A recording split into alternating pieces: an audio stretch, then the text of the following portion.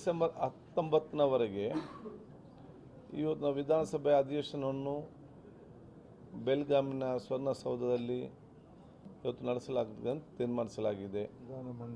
ವಿಧಾನಮಂಡಲದ ಆ ಒಂದು ಅಧಿವೇಶನವನ್ನು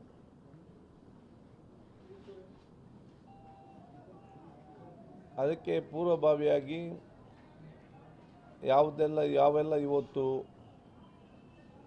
ವ್ಯವಸ್ಥೆಗೆ ಆಗಬೇಕಾ ಈ ಸಂಬಂಧಪಟ್ಟಾಗೆ ವಿಧಾನ ಪರಿಷತ್ತಿನ ಸಭಾಪತಿಗಳಿಂದ ಬಸವ ಹೋರಟ್ಟಿಯರವರು, ನಾನು ಮತ್ತು ಡೆಪ್ಯೂಟಿ ಸ್ಪೀಕರ್ ಲಮ್ಮಣಿಯವರು, ಜಿಲ್ಲಾ ಆಡಳಿತ ಮತ್ತು ವಿವಿಧ ಇಲಾಖೆಯ ಅಧಿಕಾರಿಗಳ ಜೊತೆ ಚರ್ಚೆ ಮಾಡಿ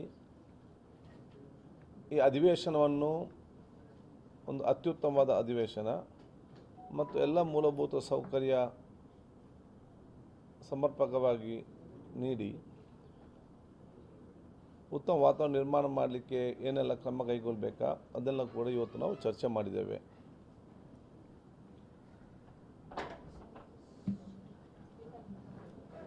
ವಿವಿಧ ಆ ಒಂದು ಕಮಿಟಿ ಕೂಡ ರಚಿಸಿಕೊಂಡು ವಿವಿಧ ಇಲಾಖೆ ಅಧಿಕಾರಿಗಳು ಕೂಡ ಜವಾಬ್ದಾರಿಯನ್ನು ಕೊಡಲಾಗಿದೆ.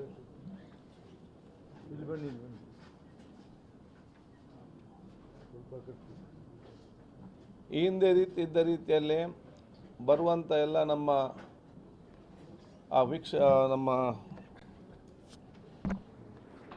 ವಿಸಿಟರ್ಸ್ಗಳಿಗೆ ನಮ್ಮ ಅಲ್ಲಿಂದಲೇ ಶಟಲ್ ಬಸ್ಸನ್ನು ಇವತ್ತು ಗೇಟಿಂದ ಇಲ್ಲಿ ತನಕ ಎಲ್ಲ ಬಸ್ಗಳ ಮೇಲೆ ಬಿಡಲಿಕ್ಕೆ ಆಗೋದಿಲ್ಲ.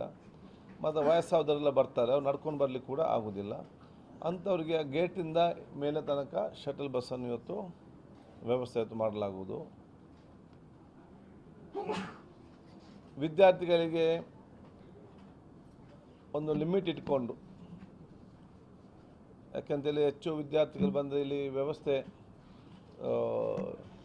ಸಮಸ್ಯೆ ಆಗಬಾರ್ದು ಉದ್ದೇಶದಿಂದ ಸುಮಾರು 500 ವಿದ್ಯಾರ್ಥಿಗಳಿಗೆ ಸೀಮಿತಗೊಳಿಸಿ ಮತ್ತು ಯಾವ ಶಾಲೆ ವಿದ್ಯಾರ್ಥಿ ನಮ್ಮ ಕಾಲೇಜಿನಲ್ಲಿ ಬರ್ತಾರ ಅವ್ರು ಕನಿಷ್ಠ ಒಂದು ವಾರ ಮುಂಚೆ ಆದರೂ ಕೂಡ ಮಾಹಿತಿ ಕೊಡಬೇಕು ಜಿಲ್ಲಾಡಳಿತಕ್ಕೆ ಮತ್ತು DDPI ಅವರಿಗೆ. ಅದು ಅವರ ಹಿತದೃಷ್ಟಿಯಿಂದ ನಾವು ಇದನ್ನು ಹೇಳ್ತಾ ಇದ್ದೇವೆ. ಯಾಕೆ ಅವ್ರು ಬಂದಾಗ ಅಲ್ಲಿ ಅವ್ರಿಗೆ ಯಾವುದೇ ಒಂದು ಗೊಂದಲವಿಲ್ಲದೆ, ಯಾವುದೊಂದು ಒತ್ತಡವಿಲ್ಲದೆ ನೇರವಾಗಿ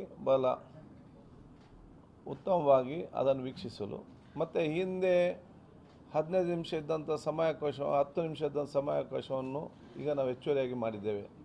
20 ಅಥವಾ 25 ಪರಿಸ್ಥಿತಿಗೆ ಅನುಗುಣವಾಗಿ ಅದನ್ನು ಸಮಯ ಕೂಡ ಹೆಚ್ಚಿಸಲಾಗುವುದು.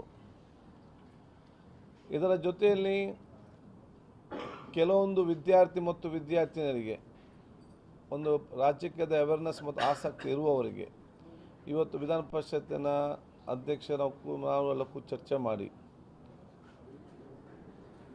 ಒಂದು 30 ವಿದ್ಯಾರ್ಥಿಗಳನ್ನು ಆಯ್ಕೆ ಮಾಡಿ ಅವರಿಗೆ ಫುಲ್ ಟೈಮ್, ಅದು ಬೆಳಗ್ಗಿಂದ ಸಂಜೆ ತನಕ ಅಸೆಂಬ್ಲಿ ವೀಕ್ಷಣೆ ಮಾಡ್ಬೋದು, ವಿಧಾನ ಪರಿಷತ್ ವೀಕ್ಷಣೆ ಮಾಡ್ಬೋದು, ಲೈಬ್ರರಿ ಆಕ್ಸೆಸ್ ಮಾಡ್ಬೋದು, ಚರ್ಚೆ ಮಾಡ್ಬೋದು. ಅವರಿಗೆ ಟ್ರೈನಿಂಗ್ ಥರ, ಇಂಟರ್ನ್ಶಿಪ್ ಕೋರ್ಸ್ ಥರ 30 ವಿದ್ಯಾರ್ಥಿಗಳನ್ನ ಫಸ್ಟ್ ಟೈಮ್ ಒಂದು ಅವಕಾಶ ಮಾಡಿ ಕೊಡ್ತೇವೆ.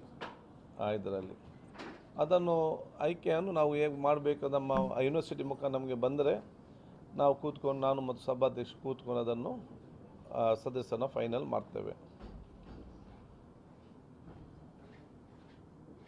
ಸಾಂಸ್ಕೃತಿಕ ಕಾರ್ಯಕ್ರಮಗಳು, ಯಾಕೆ ನಮ್ಮ ಈ ಒಂದು ಪ್ರದೇಶದ ವಿವಿಧ ಜಿಲ್ಲೆಗಳ ಆ ಸಂಸ್ಕೃತಿ ಏನಿದೆ ಆ ಸಾಂಸ್ಕೃತಿಕ ಕಾರ್ಯಕ್ರಮ ಕೂಡ ಇವತ್ತು ಒಂದೊಂದು ದಿವಸ ಒಂದೊಂದನ್ನು ಇವತ್ತು ಏರ್ಪಡಿಸಲಾಗುವುದು. ಜೊತೆಯಲ್ಲಿ ವಿದ್ಯಾರ್ಥಿಗಳಿಗೆ ತಮ್ಮ ಹಾಲ್ನಲ್ಲಿ ಬಂದಂಥ ಫಸ್ಟ್ ಅವ್ರು ಕೂತ್ಕೊಳ್ಳಿಸಲ್ಲಿ ಅವರಿಗೆ ಒಂದು ಮೋಟಿವೇಶನಲ್ ಕ್ಲಾಸ್ ಮತ್ತು ಅವರಿಗೆ ಕೆಲವಂತಹ ಸಿಹಿ ಪಾನೀಯ ಜೊತೆಗೆ ಮೋಟಿವೇಶನ್ ಕ್ಲಾಸ್ ಕೂಡ ಕೊಡಲಾಗುವುದು. ಅದು ವಿದ್ಯಾರ್ಥಿಗಳಿಗೆ. ಸೊ ಯಾವ ತೊಂದರೆ ಆಗಬಾರ್ದು, ಅವ್ರು ಮನೆಯಲ್ಲಿ ನಿಲ್ಲಬಾರ್ದು, ಬಿಸಿಲಲ್ಲಿ ಇರಬಾರ್ದು. ಸೊ ಕೆಲವೊಂದು ದಿವಸ ನಾವು ಇವತ್ತು ಚರ್ಚೆ ಮಾಡಿದ್ದೇವೆ, ನಾನು ಅದೇ ಸಭಾಧ್ಯಕ್ಷರು ಒಂದೊಂದು ಮತ್ತು ಜಿಲ್ಲಾಧಿಕಾರಿಗೆ ನಾವು ಚರ್ಚೆ ಸೂಚನೆ ಕೊಟ್ಟಿದ್ದೇವೆ. ಒಂದೊಂದು ದಿವಸ ಒಂದೊಂದು ವರ್ಗದವರಿಗೆ, ಅದೊಂದು ದಿವಸ ಸ್ಪೋರ್ಟ್ಸ್ ಕ್ರೀಡೆಯಲ್ಲಿ ಆಸಕ್ತಿ ಇರುವವರು, ಒಂದು ದಿವಸ ಮಹಿಳೆಯರು, ಒಂದು ದಿವಸ ಈ ತಳಮಟ್ಟದ ನಮ್ಮ ಕಾರ್ಮಿಕರು, ಕೆಲವು ಪೌರ ಕಾರ್ಮಿಕರು, ಕೆಲವು ಟ್ರಾನ್ಸ್ಜೆಂಡರ್ಸ್, ಅವರಿಗೆ ಒಂದೊಂದು ದಿವಸ ಒಂದೊಂದು ಟೀಮ್ನವರಿಗೆ ಬಂದು ಅವರಿಗೆ ವಿಶೇಷ ವೀಕ್ಷಣೆ ಮಾಡಲೊಂದು ಅವಕಾಶ ಇಲ್ಲ. ಒಂದೊಂದು ದಿವಸ ಹ್ಯಾಂಡಿಗೆ ಒಂದು ಅಂಗವಿಕಲ ವಿಶೇಷ ವಿಕಲಚೇತನ ಮಕ್ಕಳಿಗೆ.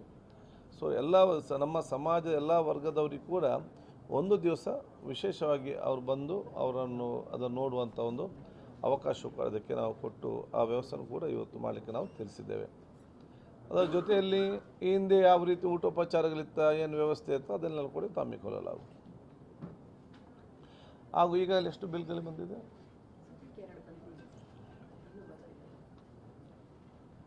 ಬೇರೆ ಎಲ್ಲ ಕೂಡ ನಿಯಮ ಪ್ರಕಾರ ಅಧಿವೇಶನ ಸಂಬಂಧ ನಿಮಗೆಲ್ಲ ಗೊತ್ತಿದೆ, ಬಿಲ್ಗಳು ಬರ್ತದೆ, ಚರ್ಚೆ ಆಗ್ತದೆ.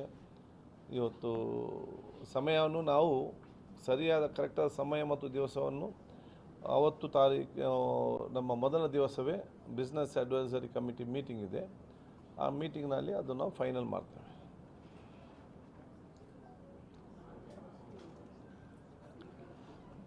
ಅದಾದ ನಂತರ ಈ ವಿಡಿಯೋ ನಿಮಗೆ ಇಷ್ಟವಾದಲ್ಲಿ ಲೈಕ್ ಮಾಡಿ, ಶೇರ್ ಮಾಡಿ, ಸಬ್ಸ್ಕ್ರೈಬ್ ಮಾಡಿ.